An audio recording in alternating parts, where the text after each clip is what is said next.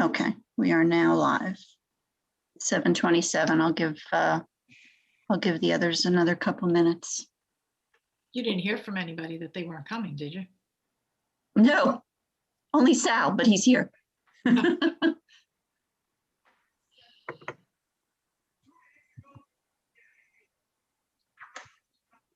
right, let's close this. Okay.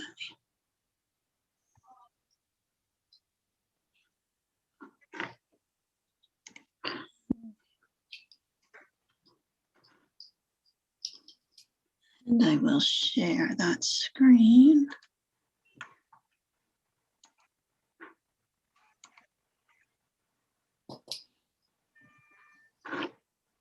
Okay.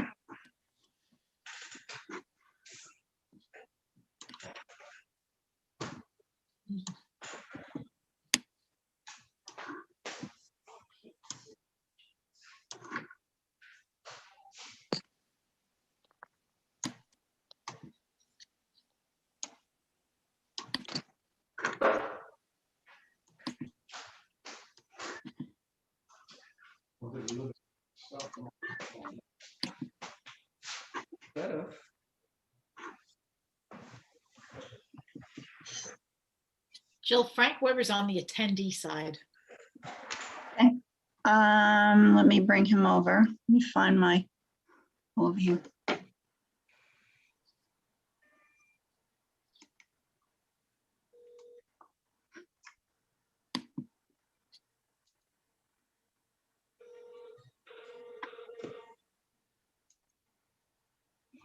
All right, I just moved him over. Let me see if anybody else. I don't see anybody else on the attendee side. All right, good. Thank you for pointing that out. You are welcome.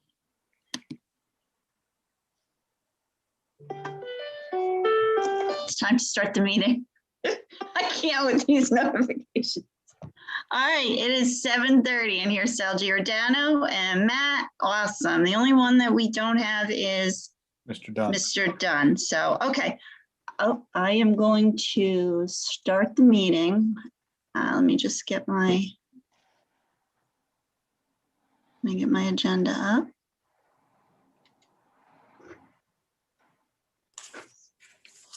Can you guys see that agenda? Mm-hmm. All right. Okay, so we will call the meeting to order. Okay, pursuant to the New Jersey Open Public Meetings Act and JSA 10, I'm so sorry. Mute this. Let me start again. Pursuant to the New Jersey Open Public Meetings Act and JSA 10:4-10, adequate notice of this meeting has been provided by advertising such notice in the Home News Tribune, the Asbury Park Press, the board office, the schools, and on Cablevision Channel 118 and Verizon Fios Channel 24, and by filing such notice with the township clerk. This meeting was scheduled for Tuesday, April 13th, 2021. The board will take formal action on payment of bills and other agenda items. Mr. Mara? Thank you, Mr. Khan. The Old Bridge Township Board of Education acknowledges that the law of this state establishes that members of the public, including members of the board, have the right to record public board meetings using audio or video recording devices, provided that that act of recording does not interfere with the business of this public board meeting. Therefore, the board makes it known that any such recording is to be considered the private recording of the individual and in no manner represents the official record of this board. The board therefore takes no responsibility for such private recording and completely disavows any future use. Thank you. Roll call, Mr. Mara? Ms. Burns, Here. Ms. Callie, Here. Mr. DePrima, Here. Mr. Dunn, Present. Ms. Ellis Foster, Plenty and give me a Here. few. Mr. Giordano, Here. Mr. Silikowski, Here.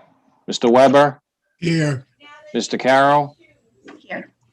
A quorum exists. Okay, and let's Let's all stand for the pledge. I pledge allegiance to the flag of the United States of America and to the republic for for which it stands, one one nation, nation, under under God, God, indivisible, with liberty and and justice justice for all. for all. Just a few. Thank you. Okay, let me go back to the agenda. Okay.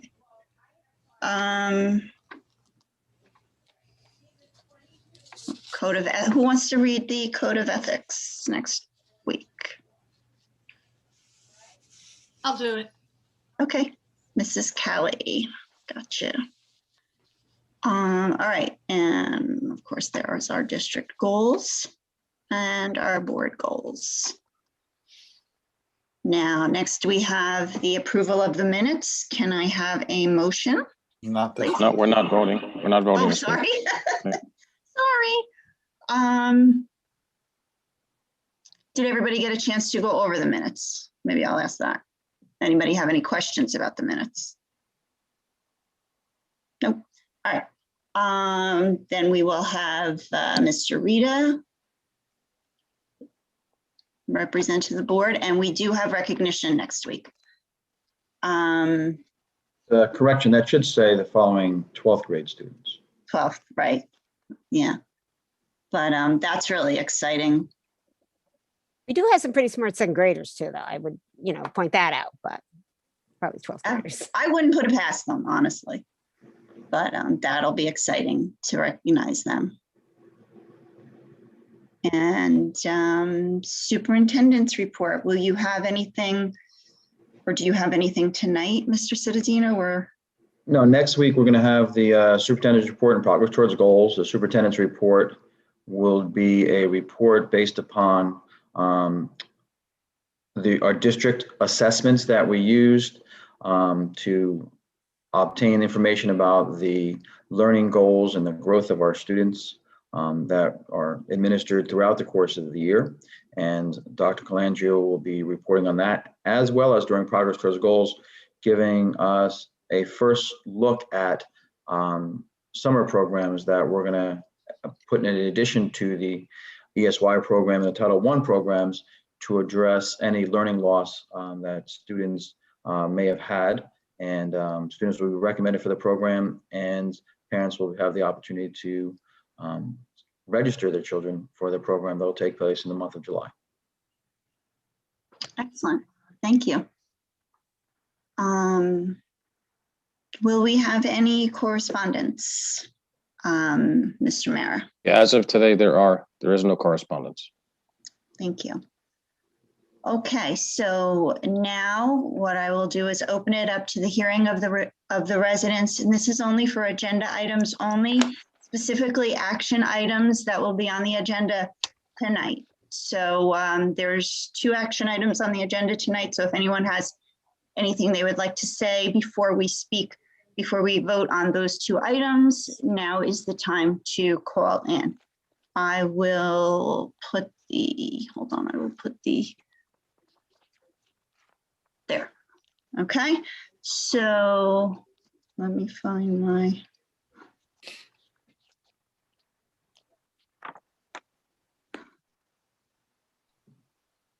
participants. So what you can do is raise your hand if anybody has anything to say. And I will give you a few seconds to raise, give you time to get your hand raised in the chat.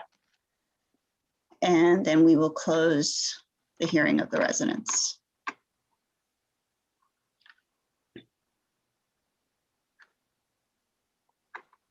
Okay, so seeing no hands, I am going to close the hearing of the residents right now, and we will close that portion. All right, moving on. Okay.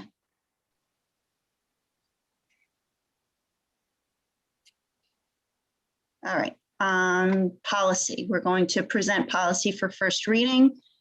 Anybody have any questions, concerns, need explanation on anything that Mr. Parton maybe can clarify with any of the policies?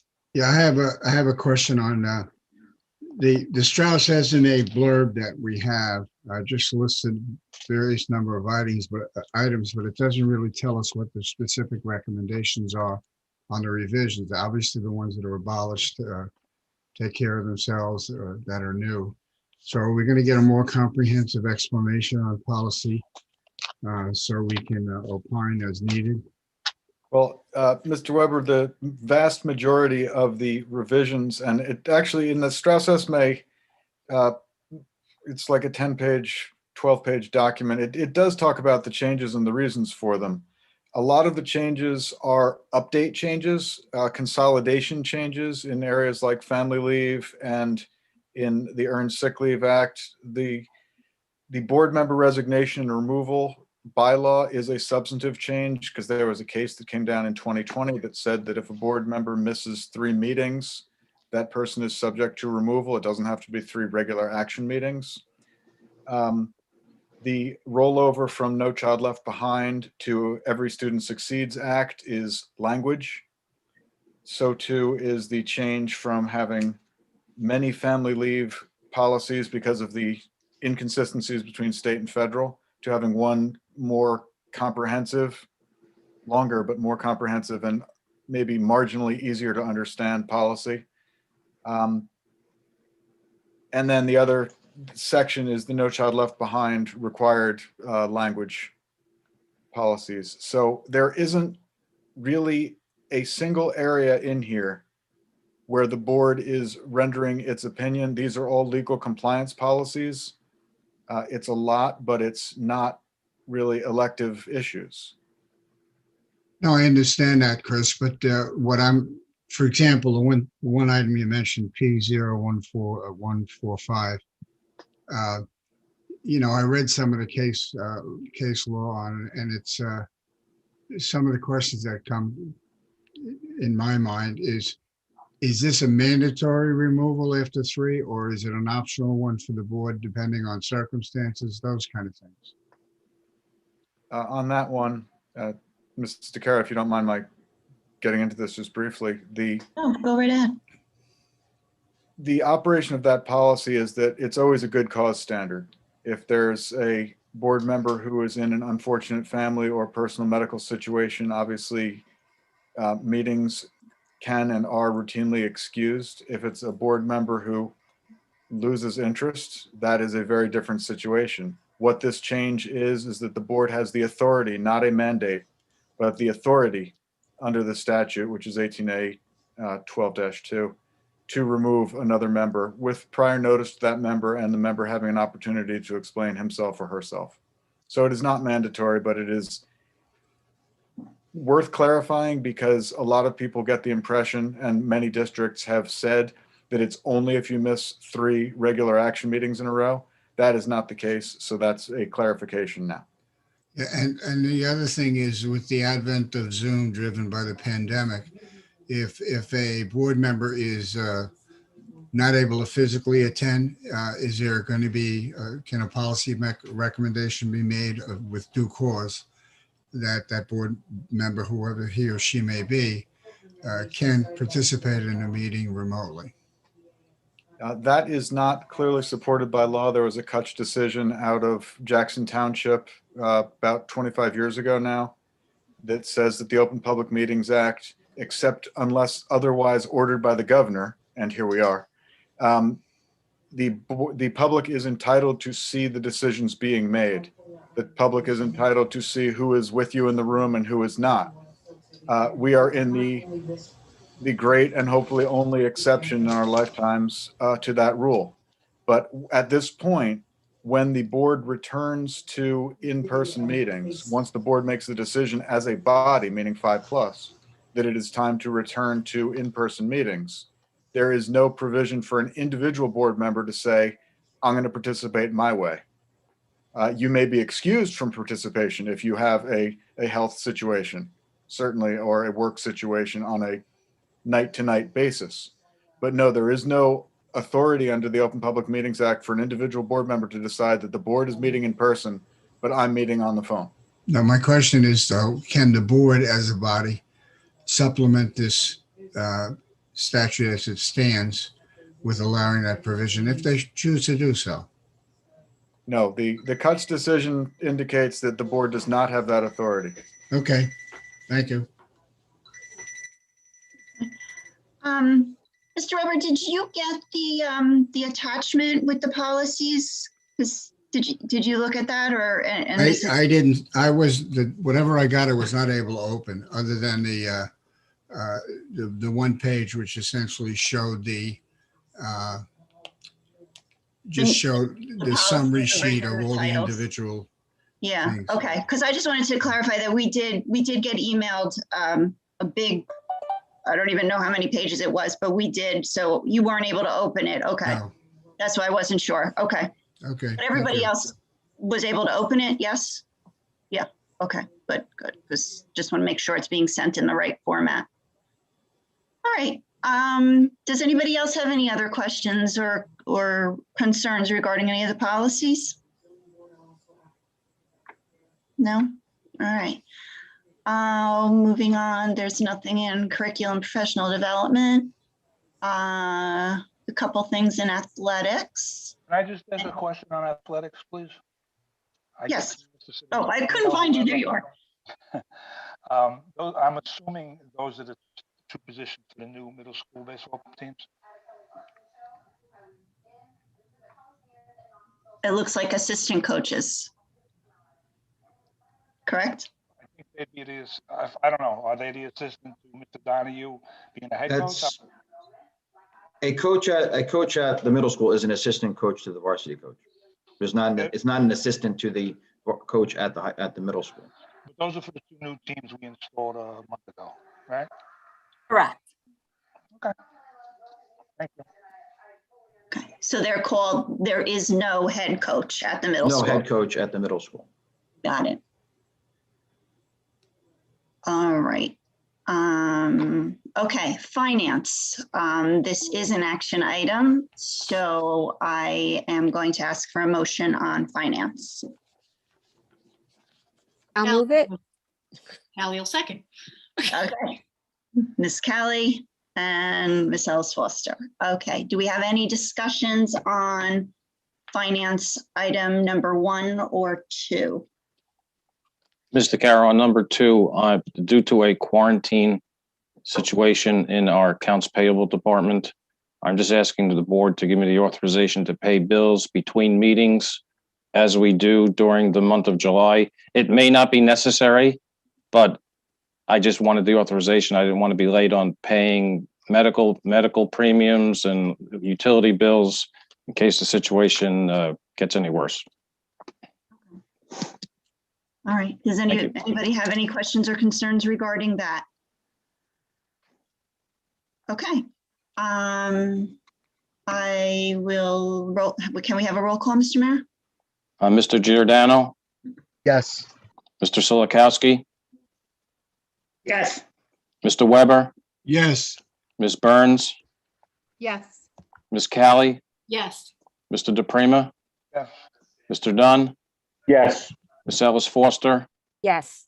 Mr. Carroll. Yes. Resolution 1 and 2 pass. Okay. Does anybody have any questions or concerns about items 3 through 8? No?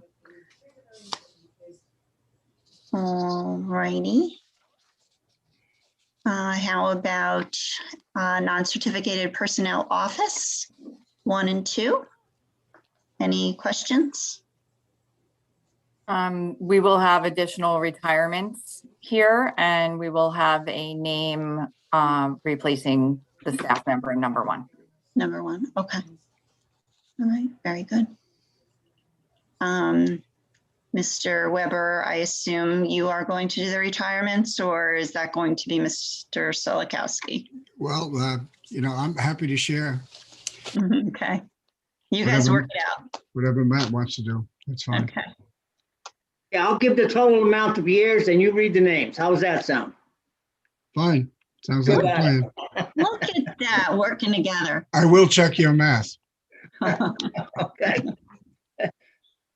All By right. the way, so far I have 138 years, okay, from the 2, 4, 6 people that are retiring. And according to Dr. Hoker, we're going to have a couple more, hopefully, right? Yes. We will have more. That's a lot of years. All right, non-certificated personnel operational, any questions, concerns?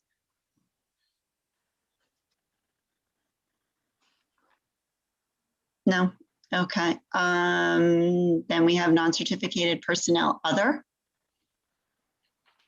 Here's some more retirements, leaves of absence.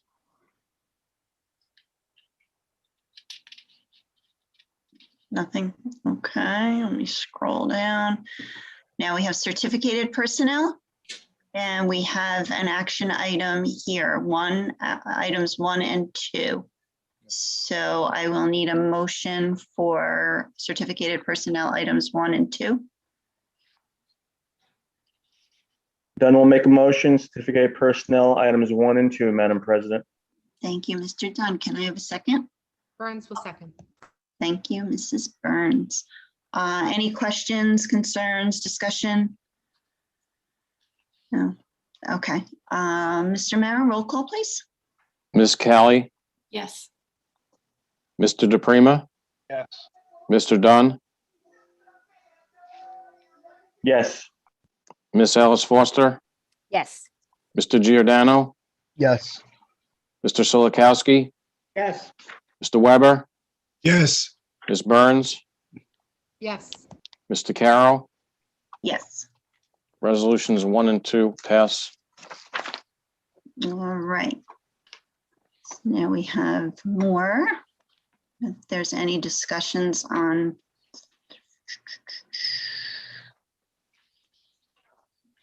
I'm just going to keep on scrolling. Till I get it. We will have additions here as well. You will, yeah. Um,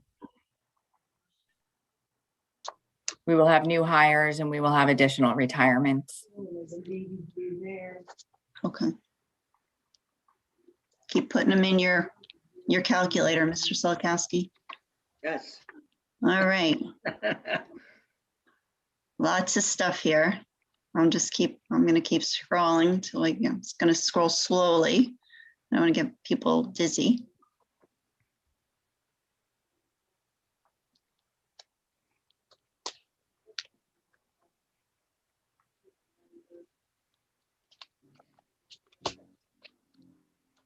All right, non-certificated personnel transportation, there is nothing. And then we have supplies, equipment, and services. Anybody have any discussion, questions on any of this? Concerns? No?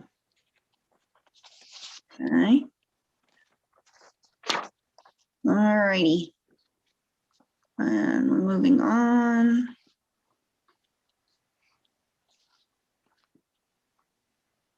Transportation. Questions, concerns? No. And miscellaneous. Approve the following minutes. Committees are the right, everybody has the right attendees in the committees? Yes, all righty. Fire drills. Okay, board secretary and board business, any questions? No? Madam President, Yes, I'm not sure if you want to put this under board secretary and board business or under new items. But I think it's time for the Board of Education to convene in-person meetings.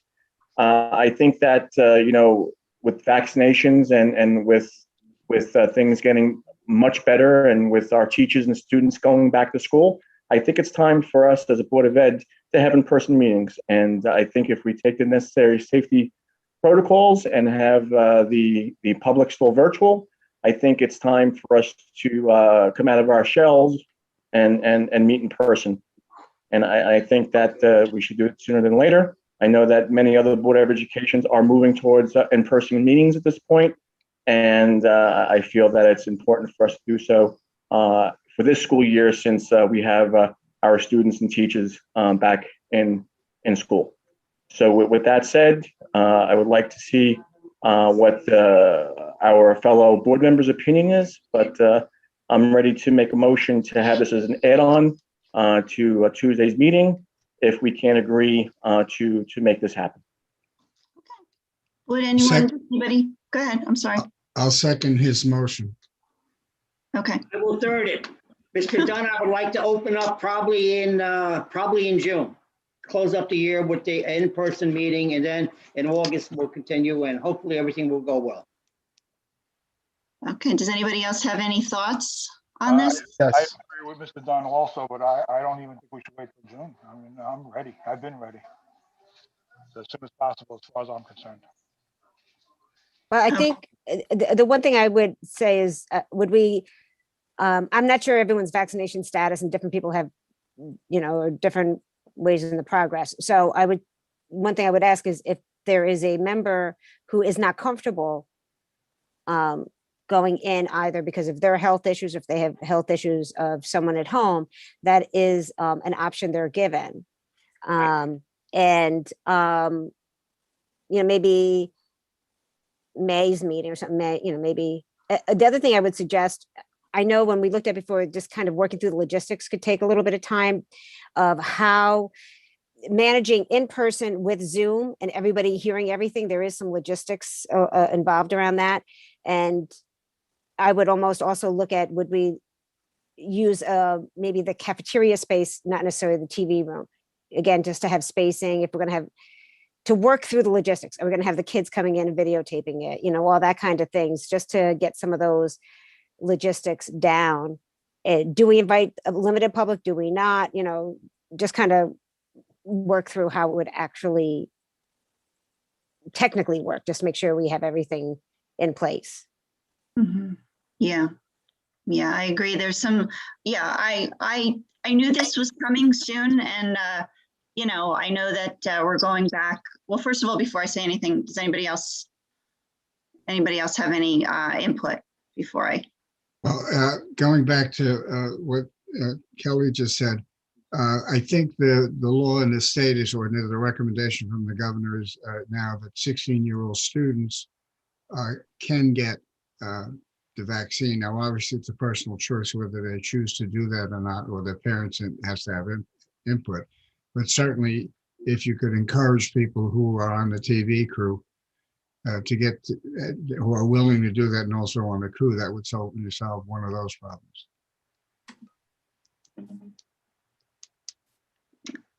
Anybody else? Yes. Mr. Giordano, there's some feedback happening somewhere. I think that was me. I got booted off. Yeah, you're on twice, Jill. I'm sorry.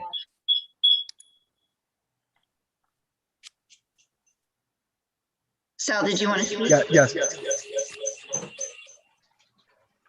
We could do what we did last March, where we were distanced from each other and we still communicated with the Zoom with the public.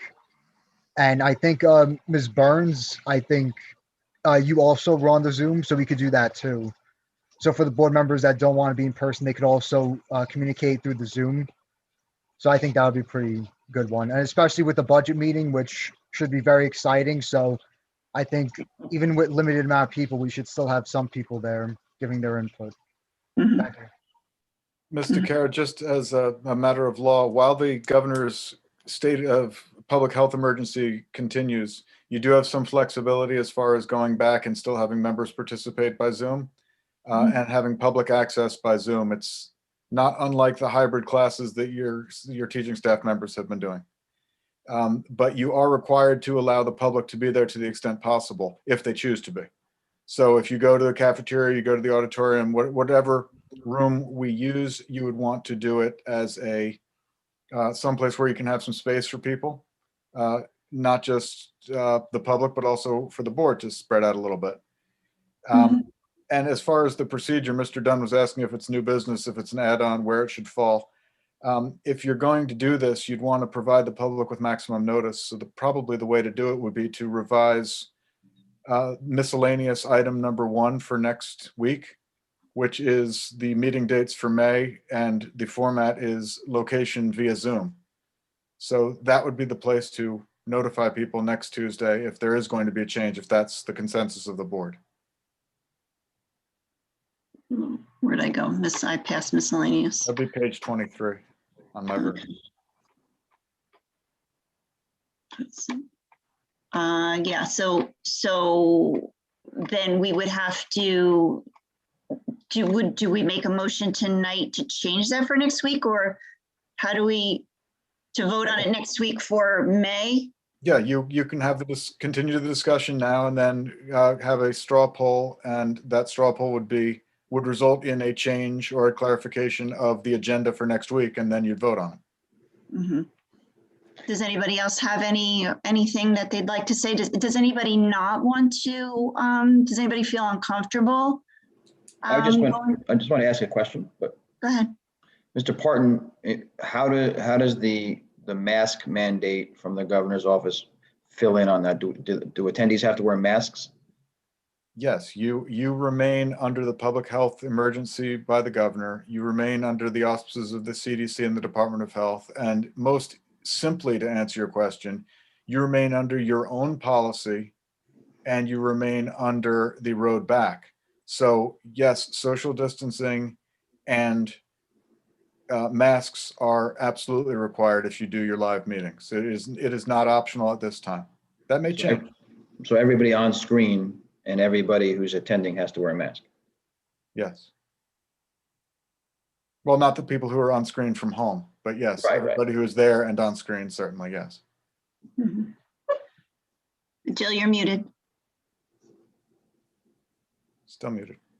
I know Sorry, I got booted off, so I missed most of the conversation.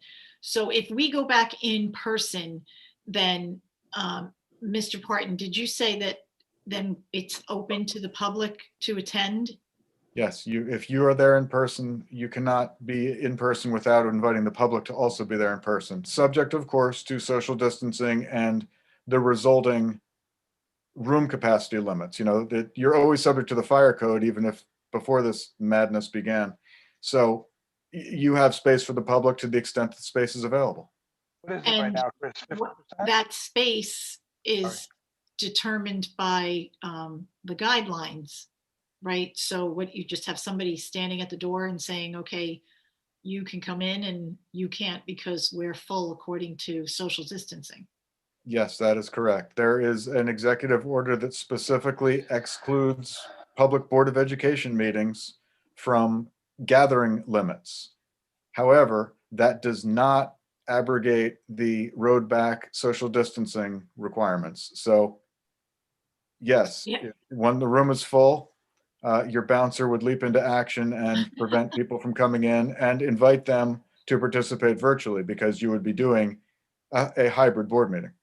So whatever room we're in, it would have to be figured out how many people can attend with 6 foot distancing, or whatever the distancing rules are at the time. Yes.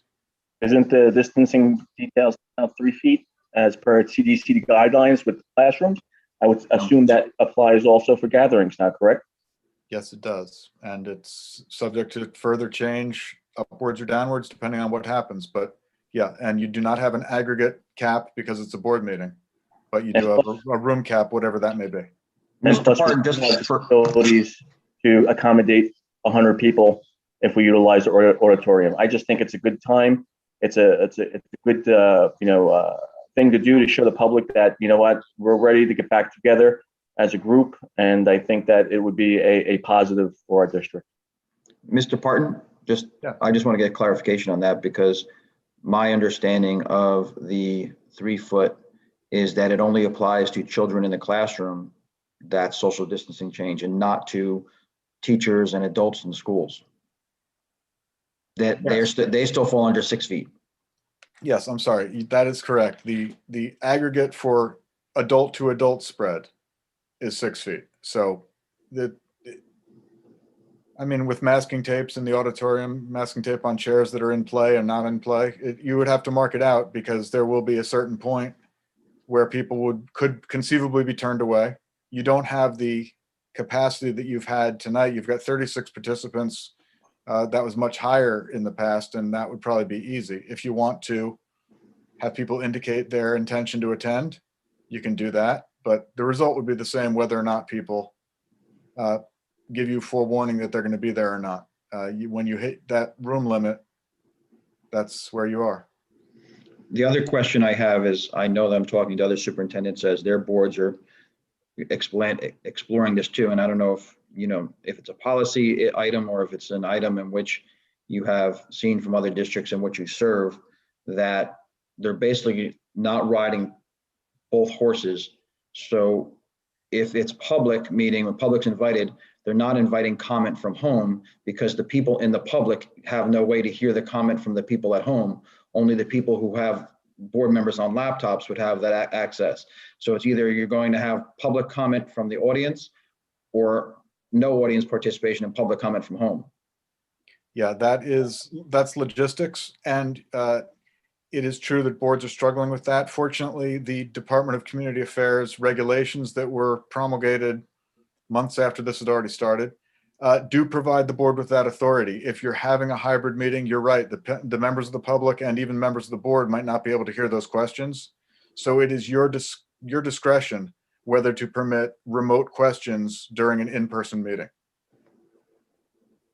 So that would be something we would have to work out prior and advise the public, I guess, when we advertise the meeting. That's correct. I would think you'd have that as part of your resolution, just so we have a clear understanding as the personnel putting together the meeting, what your guidelines are. Yeah, I would legally just you ask- would need to have 48 hours notice of that because it's a notice of a public meeting. But pragmatically among this group, you would want to talk about it much earlier than 48 hours before the meeting. Right. I would also ask if in the logistics, would the participants have to fill out a health screening in order to come in? Would that be a component of, something that would be required? And just thinking about, again, logistics and the board members having to be 6 feet apart and being able to film that, and how I'm picturing it on the stage, and we're usually back to back. I think those tables are probably close to 6 feet, but we usually have 2 people at them. So that would logistically have to be doubled up and set up differently than we've had. But the health screening is a question. Well, I don't know if the health screening goes on in restaurants or any of those other places, so I don't know how much would you be bound up to do a health screening. But the other observation is we have 3 gymnasiums that are 6,800 square feet at the elementary level and one at 5,700, which certainly could accommodate or not, but it's a catch-22.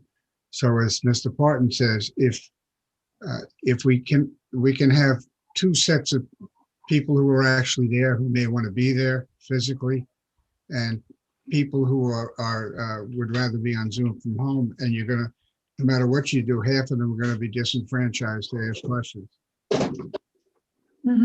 Sal, you go ahead, Sal. Thank you. As far as distancing for us, I think the TV studio is actually better than the auditorium. As Mr. Giordano said, if you remember last year, the last meeting we had, we were kind of staggered. I don't remember who set up the tables. It might even been Kelly. Somebody was down, somebody was up, somebody was down, somebody was up. Like, we had different levels. And as far as if we're allowing, I don't want to use the word allowing, if we're making it able for people at home to log in, I think they should have the same opportunity to ask questions. Also, they shouldn't be jeopardized because they don't want to come in person. Just a few thoughts. Well, one way that some districts are addressing that issue, Sal, and you're right, it is awkward. Some districts are using the email in your questions mechanism that you already have in place before noon the day of the meeting. There's a specific email address that's not only in the bylaw, but could be included in the notice. And to say if people are participating remotely, they would need to email their questions if they wish for those questions to be read and entertained at the meeting. Kelly, you're muted.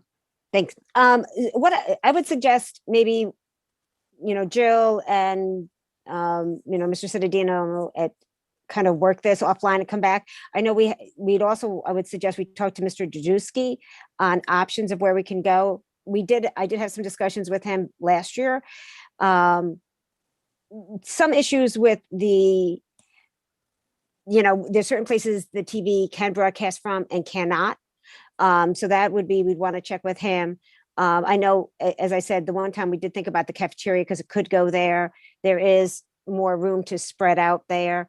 However, again, just going through the Zoom, because if not everybody can hear, the public who are in the building cannot have access to Zoom, so they do not hear what's going on. So I think those are the things we need to work through as far as when we talk about public comment. They won't hear unless somebody else is on Zoom. So if somebody, so there's those logistics. So if somebody's speaking in a microphone, it might not be heard by everybody. So those are, I think, I would suggest we kind of go back and look at all the various issues and, ask Jill if, you kind of spearhead that and then come back to us and say, hey, here's our options based on all the technical issues, based on, our guidelines. Because the one thing I would say too about, as Dr. Hoger said, the screening, different from a restaurant, our children are back in the building the next day. So we want to make sure we have it as safe, maybe a place that could be quarantined off or anything like that. And we don't want to somehow put them at risk because somebody comes in who didn't fill out a screening or didn't get a check and somehow contaminates an area where our students are. And I think we need to take that extra precaution just to make sure we're not the ones who end up getting quarantined or having the school quarantined in any form. We're reinventing the wheel here. We have people in our gymnasiums as it is. Is everyone that comes to our gymnasium for an event or some sort of practice, are they screened? We have a month. So if we have a motion on the table here or a straw poll to add it to our agenda for next week to have the administration determine what the best course of action is, but I think it's time for us to meet in person.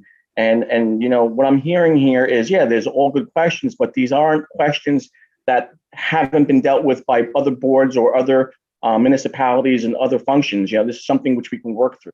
And I think it's time. I think that, the more we procrastinate, and there are serious, questions, but I think that, David Cittadino and Dr. Hoker and the team with Joe Mara can figure this out. So by our May business meeting, we can be in person. I don't think it's a big thing to figure out here. Seriously, that's my opinion. I don't think anybody's objecting. I think we're just talking the issues. I don't think there's No, anybody I who's hear you, objecting Kelly. to it. I hear you. And, I think it's time. I think it's time that we find a way to make it happen.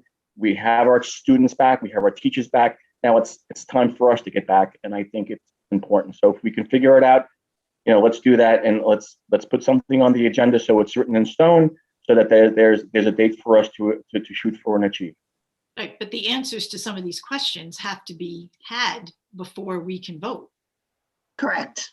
Correct. We can't make these decisions when we're not together as a board. We have to talk it all out now. That last meeting that we had, because I remember that very distinctly because I was already getting paranoid, and we were separated. We were on the stage in the TV studio. We were not separated by 6 feet. What we had was 2 rows, but we were all level. And we just moved the tables around. So some people were in front and some people were behind. But, there were no CDC guidelines back there. Nobody had a measuring tape. But I'm not against it. But like Kelly said, nobody's objecting. But these are questions that we need answers to before we can before we can put it to a vote. Well, I disagree with you. I think that if we discuss and say we're going to go for our May business meeting as our date, I'm confident that the administration can find ways to make it happen, whether it's going to have in the gymnasium or we're going to have it in the high school auditorium. There's ways of getting this done. And I think that, if we're going to put this off because of not establishing a date so that we can vet this further, I think, we're just, pushing it out there further so that we don't have to meet in person. That's my opinion. I think it's time that we do meet in person. And I'm going to make a motion to see if or a straw poll as an add-on tonight for next meeting, to add this on to the agenda for a vote to establish a quasi or a hybrid situation for our next a business meeting, not our agenda session, but a business meeting.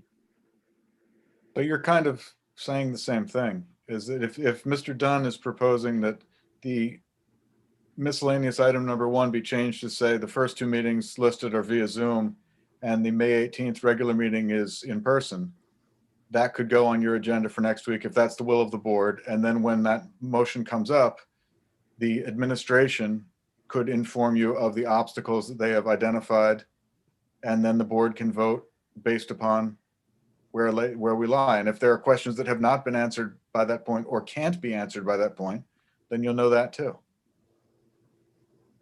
Right. So we're talking about meeting for the May 18th meeting in person, not the May 6th or May 11th. That's That's correct. proposal, Next Mr. business Dunn? meeting. Mhm. All right. Thank you for that So clarification. Give the board, the administration time to work out all the details. I agree with Mr. Dunn, okay?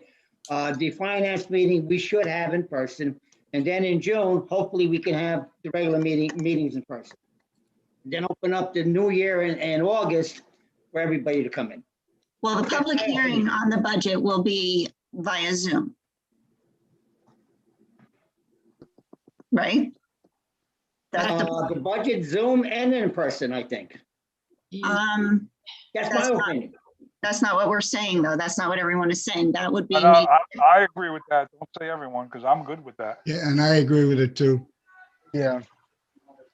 so, okay, because that's not what I was saying before that was clarified. What I had said before was we would do May 6th and May 11th Zoom and May 18th regular, there was a couple of people that agreed. I don't know if everybody did.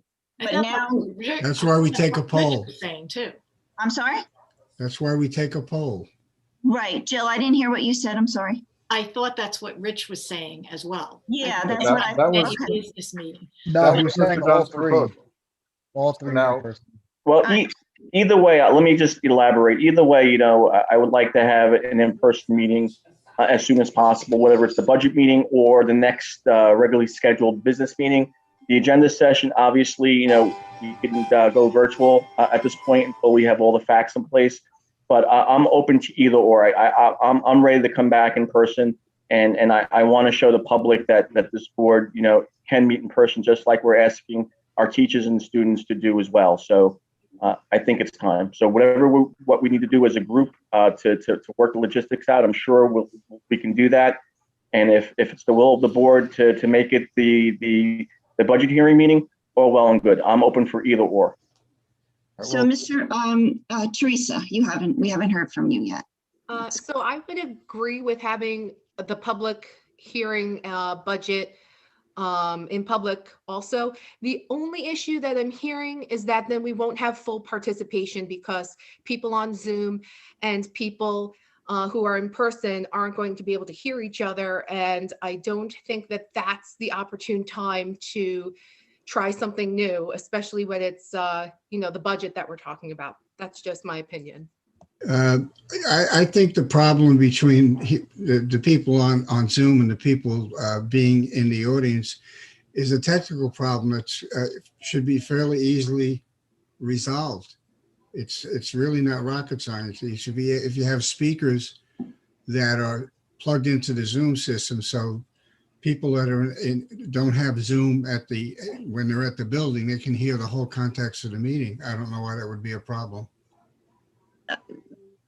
I don't know. I know Kelly, you ran a couple of meetings last year. And I think Mrs. Burns was on the Zoom, right? And could we really hear her? I don't really remember, but.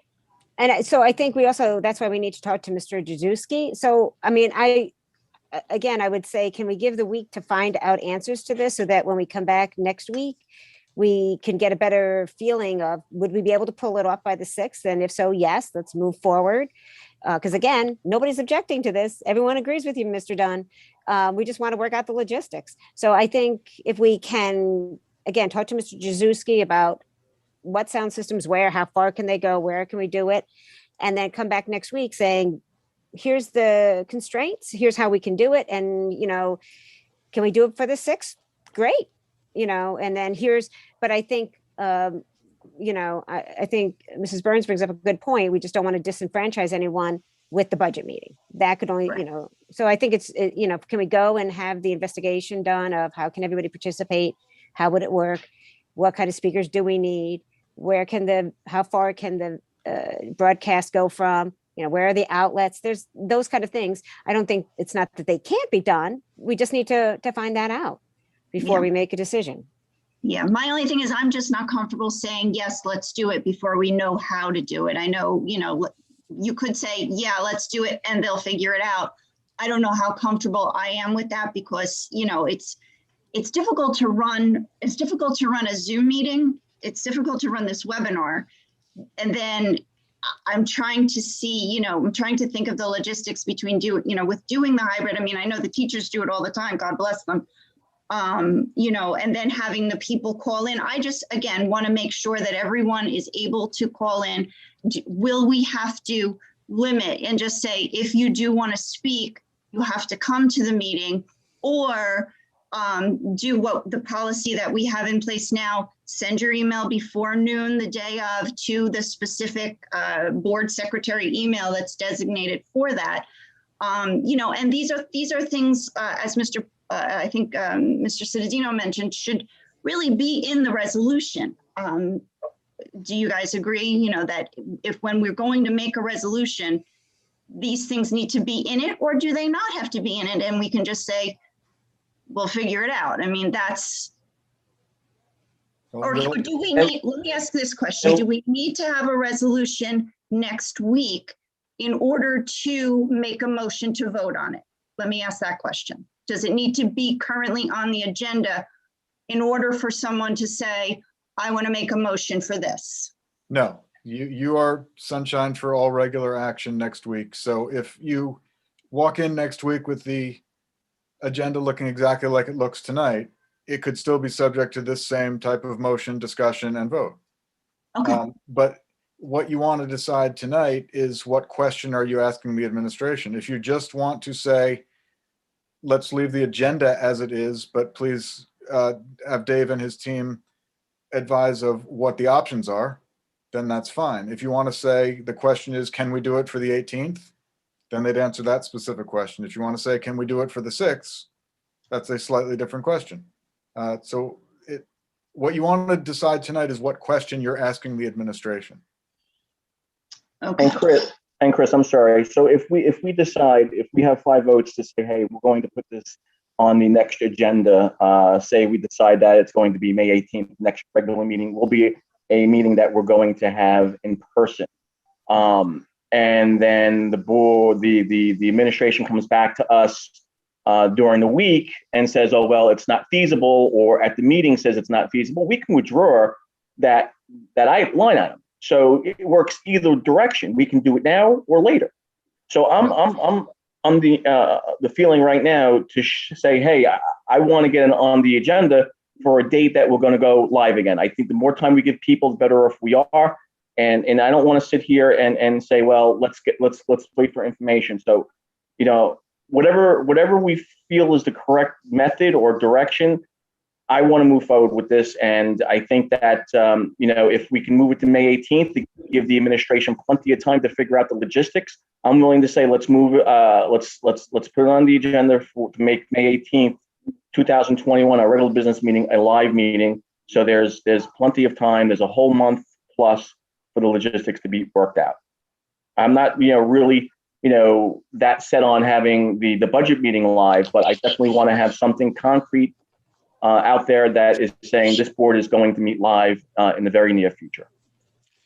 And Chris, could we not, if checking out the technical difficulties and trying to get them resolved is not available to us at next week's meeting, could we not, I know the budget meeting is advertised for the budget only, but could you take an action item on that agenda so that if you wanted to say, I wanted to go forward on the 18th, give you more time in preparation?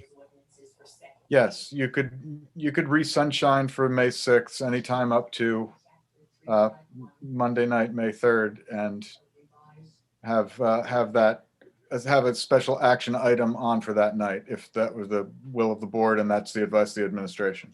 And that gives Mr. Krajewski more time to work out any technical difficulties. Okay. So, all right. So what I'm hearing is some of you want to, just get information and we can always vote on it next week. And some of you want the resolution and then vote on it next week. So I guess we should do should we do a straw poll? Motion first? Yeah, Mr. Dunn has a proposal. It's not really a motion, but for a straw poll, and Mr. Weber seconded it early on in this discussion. Yes. So I think that procedurally, the way for you to go would be do a straw poll on whether the board wants to open on the 18th. And then after that, do a second straw poll on whether the board wants to open for the 6th. And then if the board says the consensus is yes to both, then it goes on the agenda as the 6th.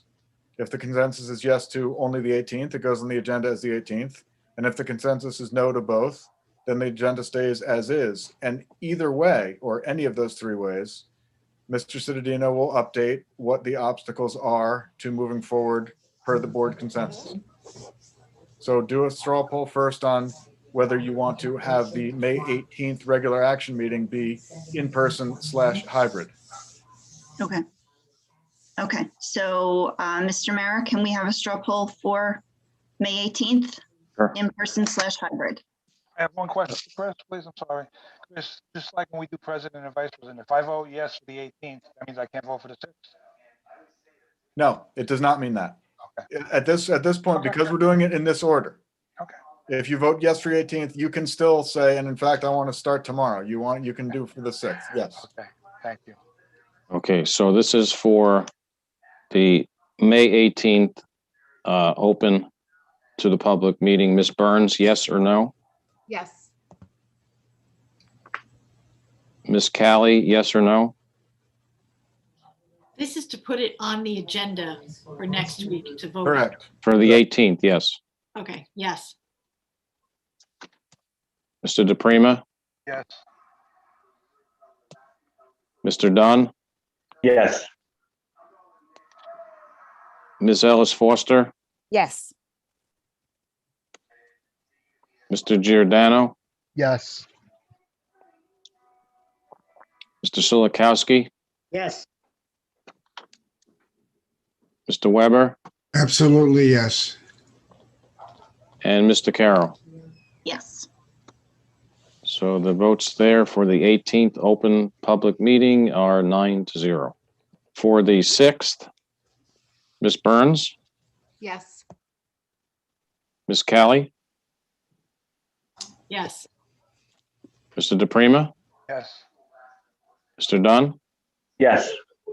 Ms. Ellis Foster, Yes. Mr. Giordano, Yes. Mr. Silikowski, Yes. Mr. Weber, Yes. Mr. Carroll. Yes. Okay, for the May 6th open meeting to the public, it's 9-0. Straw polls only. Straw polls. So then, Ms. Torrey, if we can, on page 23, revise Regular part. item 26.1 to say that it'll be in person / hybrid on each of those three lines. And then the administration under discussion next week will provide an update on this. And then the board will vote on it. You have not voted on it yet. This is just what you're going to be voting on. Perfect. All right. That sounds good. Okay. Thank you, Mr. Dunn. And thank you, everyone, for that discussion. Can I just add one thing? Sure. It's not going to change anything, to add something, just a point of clarity in case someone is planning on attending one of our events for spectators. We do screen our spectators prior to attending an athletic event within the schools. They fill out the questionnaire and they get a temperature screening. So I don't know who asked the question or who made the question, but I just don't want people from the public thinking that we do not screen on the way in. Yeah. I know you can't walk into the building without getting a temperature check. But if you're a spectator attending a sports event, and like right now, currently is boys volleyball, you'd have to be screened. Okay, thank you for that clarification.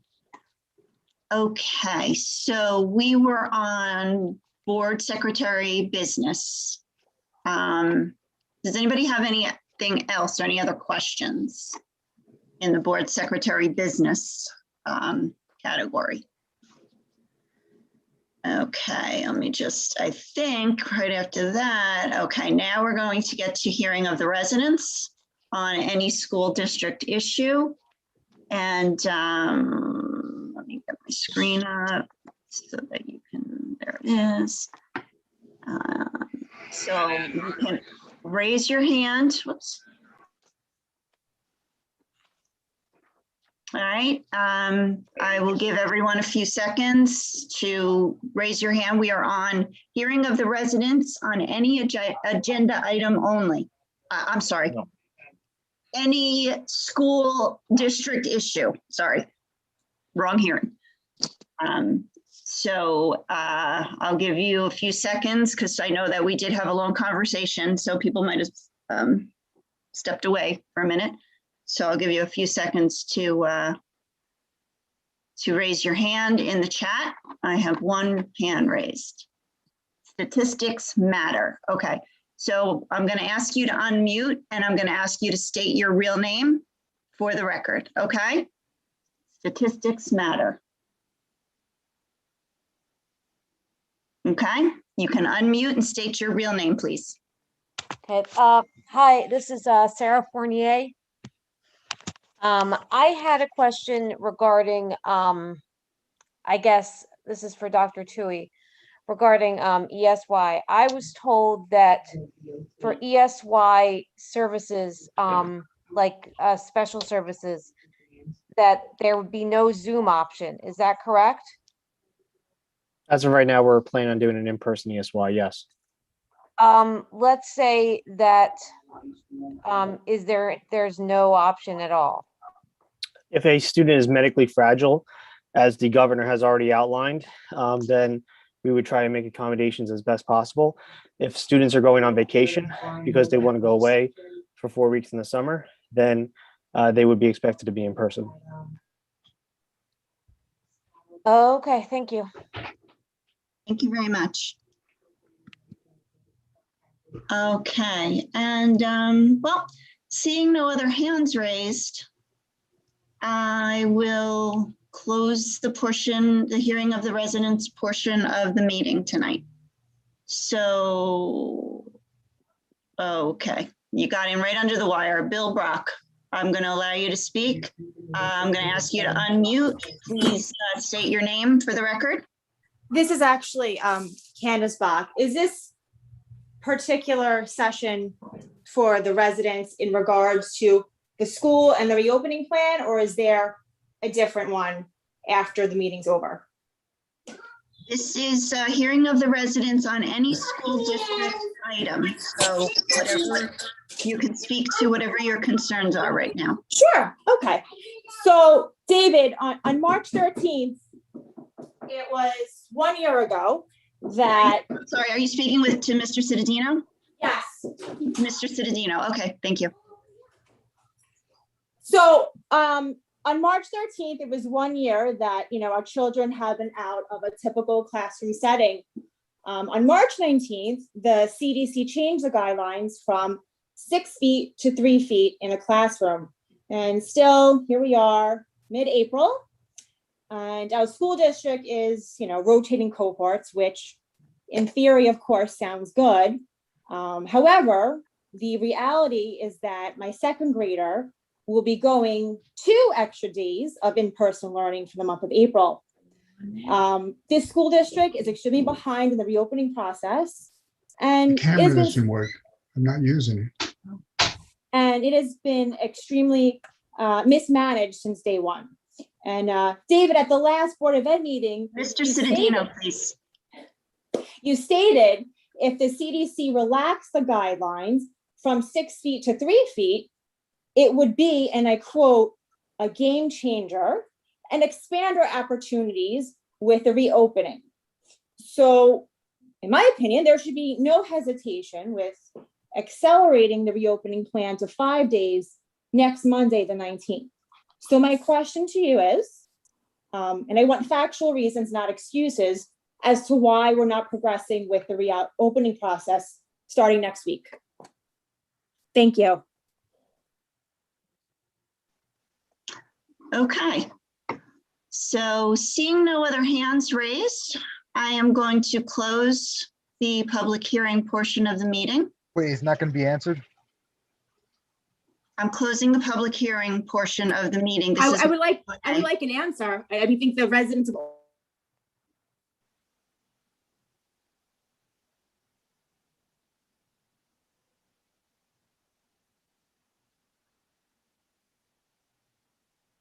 okay.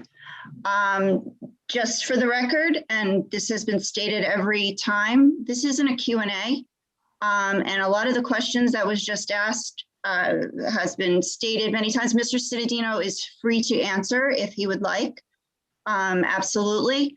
But this is not a Q&A. But of course, Mr. Cittadino, you're welcome to respond. I always respond, and I do, yes. And we respond as we do. I take all the questions, I write them down. Tonight, there's only one question, and then I respond to it at the end of the public comment. Do you recall that, Mr. Giordano? I just want to make sure you're on board. No, I just didn't want it to be skipped completely. Just make, okay. Yep, thank you. Okay, so the CDC guidelines, I want to make it clear that on March 13th of 2020, David Cittadino nor any superintendent in the state of New Jersey closed the schools. That was done by the governor of New Jersey, and it remained so until September. So I can't take account for what was done in March 13th of 2020. However, when on March 19th, the CDC made a recommendation, I don't think that everyone reads the whole recommendation. It doesn't speak to only children. It says that children in the classroom, and only in the classroom, may remain at 3 feet. Adults in the classroom with the children need to remain at 6 feet, and that's from elementary up until high school. High school, the children need to be, are recommended to be at 6 feet, middle school and high school. But in elementary school, it's 3 feet for children, and if an adult is in the classroom, it's 6 feet. Anytime the children are outside the classroom, in the hallway, and any other gathering within the school, outside the school, they need to be at 6 feet. So that is true. It is a game changer. One thing that is a concern as we have those numbers of students coming back, that we would not be able to accommodate all the students coming back and still keep the teachers away 6 feet in the size of our classrooms. So to deal with that, what we've done is a very rigorous vaccination process that gives our staff the security to feel as though when we bring all our students back, as we examine this by the task force, and our task force did investigate the CDC guidelines, and this is the information as we in-depth read the whole report. We didn't read about just 3 feet and just closed the report. We read the whole report, and that by that time, the majority of our staff on May 3rd will have had their second vaccination. There are staff members who will not have their second vaccination, but that is the guidelines we've stuck with, and that's the date we stuck. But the majority will have had their second vaccination at that time. This district has made appointments and vaccinated over 500 people, not just staff as well, people within our community. And so that is something we've done to make our school safer. And that is why on May 3rd, all the students will be able to report back, because at that point, everyone's had a choice. Every teacher's had a choice whether they want to be vaccinated or not. And by that time, the majority have had their second vaccination. We will have a large allotment of staff members who will get their second vaccination on May 6th, but that is only because the I guess the vaccine delivery model, or the ability to gather the vaccine, did not work out with the timelines that was projected by the federal and state government. We still have people, obviously, who are eligible to get the vaccine who still can't get the vaccine. The Johnson & Johnson dilemma is only going to make it more difficult. So we are working towards that. So that is my answer to that question. And thank you for asking. Okay. All right. With that, does anybody have, we have old business? Does anybody have any old business? Yeah. And Mr. Giordano. Yeah, so back to the resolution to bring the meetings in person. It is right on time for the 5 days a week for the students to come back at the beginning of May. And as Mr. Cittadino has done, is vaccinated all the teachers that want to be vaccinated. So by May, everybody, all the staff should have the vaccine if they wanted it. So that should be the end of that, unless, of course, Fauci and the CDC move the goalposts again.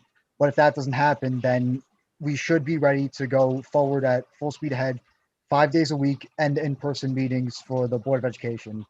And I hope we could do it. Thank you. Okay. Anybody else? All right. And just, again, to clarify, everybody wants to be back and we just want to do it safely. So, Are you gonna Teresa, ask for, I first? think this might be new business, so. Okay. New business. We're on new business now.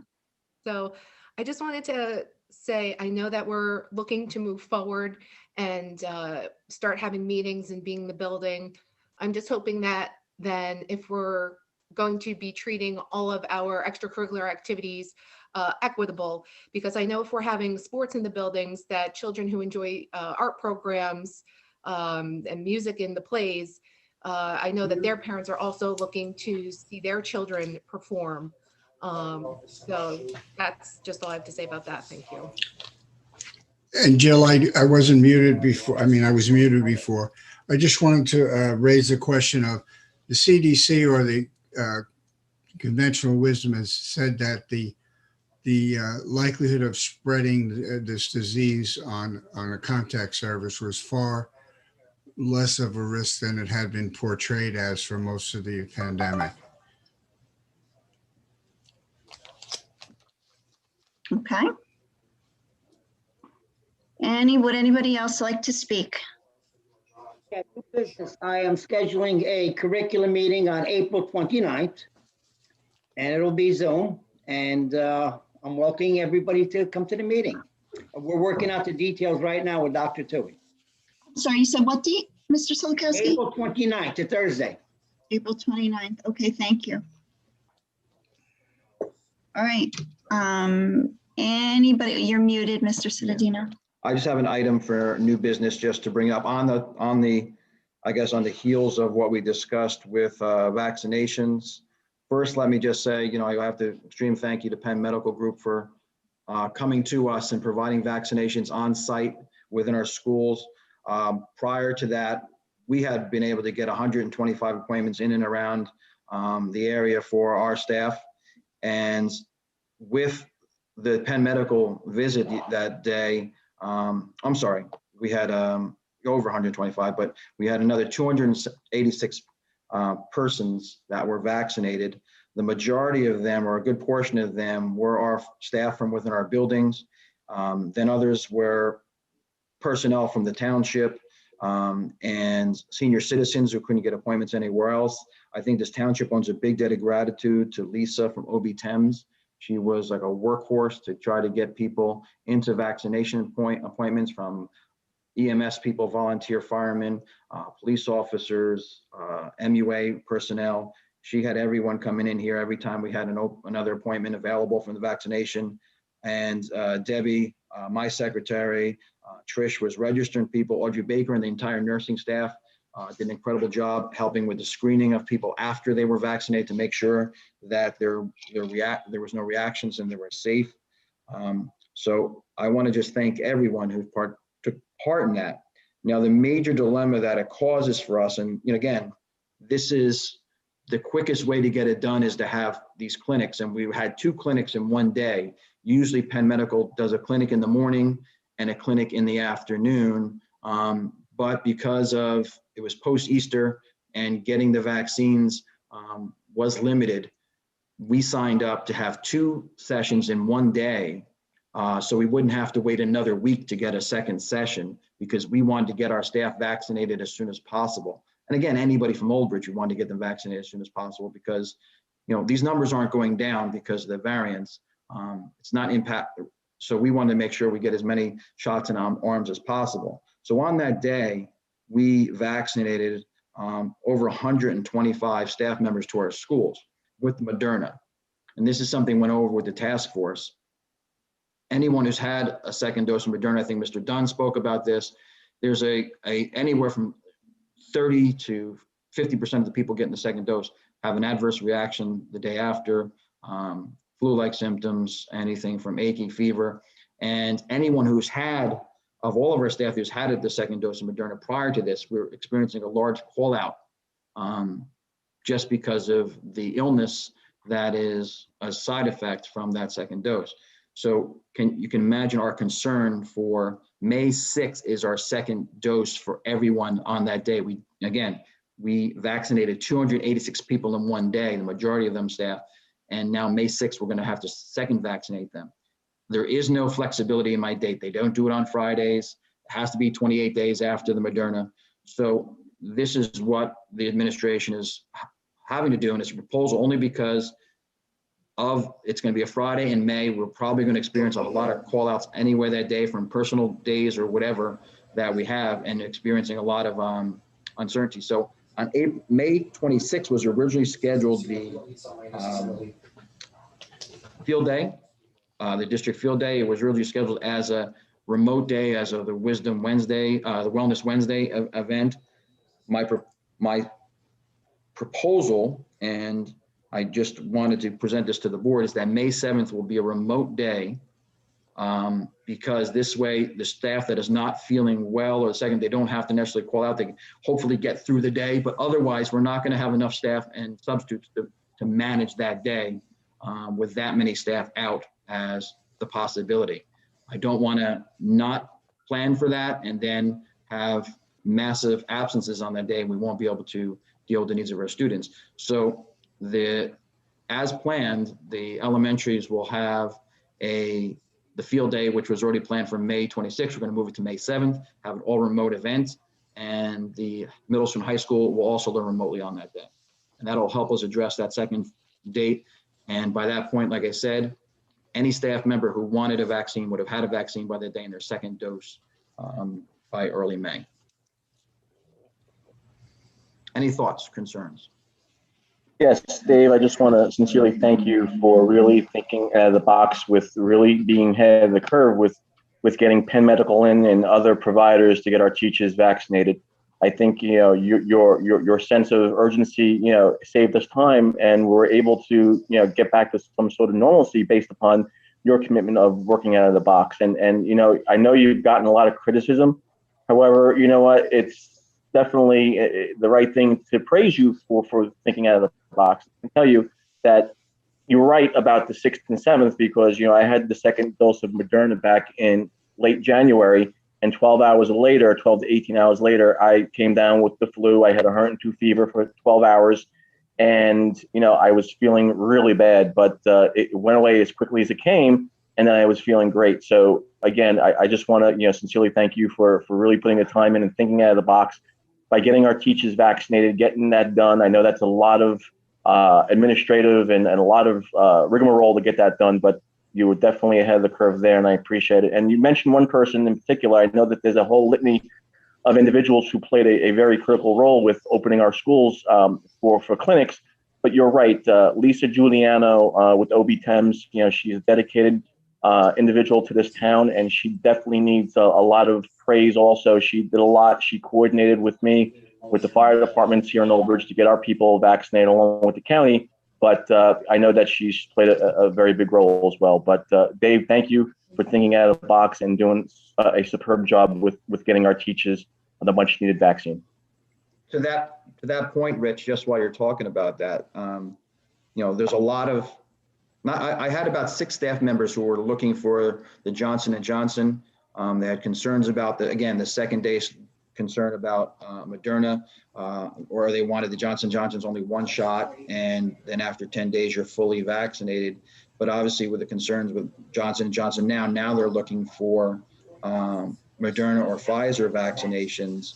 And while this meeting is going on, I'm going back and forth with Lisa. We're getting up to 60 people, not just I don't have 60 staff members, but again, township personnel and township people over to Piscataway by noon tomorrow, because they have some opportunities for people who are eligible to be vaccinated. And they made it a priority to get us Old Bridge people there, and me working with Penn Medical. So while we're doing this, Lisa's working the back end of this meeting to get everyone over there. So again, can't say enough of good things about what's going on to get the people of Old Bridge vaccinated.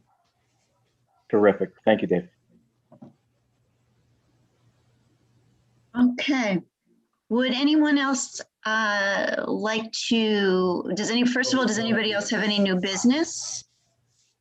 And if not, would anyone like to have any closing statements before we adjourn? I don't believe we have executive session tonight, right, Mr. Barton? You do.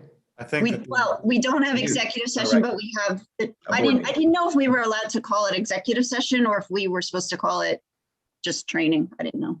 It is executive session for that purpose. Oh, okay, all right. But we can adjourn this meeting before we go into that, or no, we adjourn after? What you'll do is you will not be back out to the public. You're going to close the public portion and you will adjourn at the end of executive session. Got it, okay. All right, but prior to doing that, does anybody have anything else to say publicly? Mr. Giordano?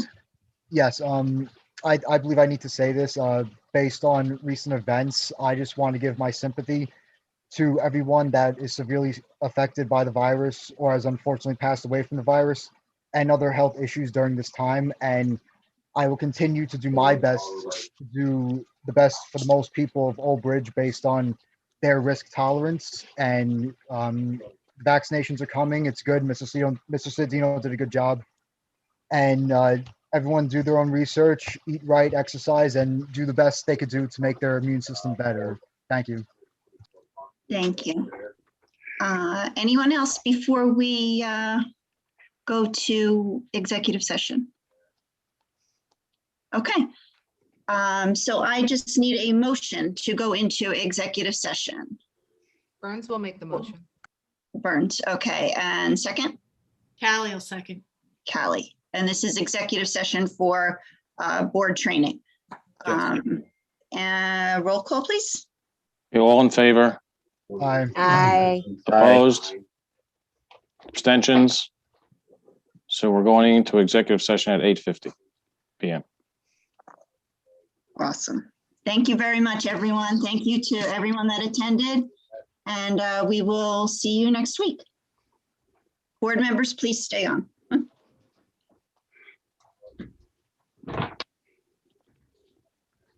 All right, I'm just going to step for a second. Go ahead. I was going to say, if anybody wants to step away while Ms. Freeman logs on. And Mr. Caro, I'm turning it over to the SBA now. So I will see all of you next week. Okay. Thank you, Mr. Parton. Thank you. And Jill, you can stop recording and take us off YouTube also. You got it.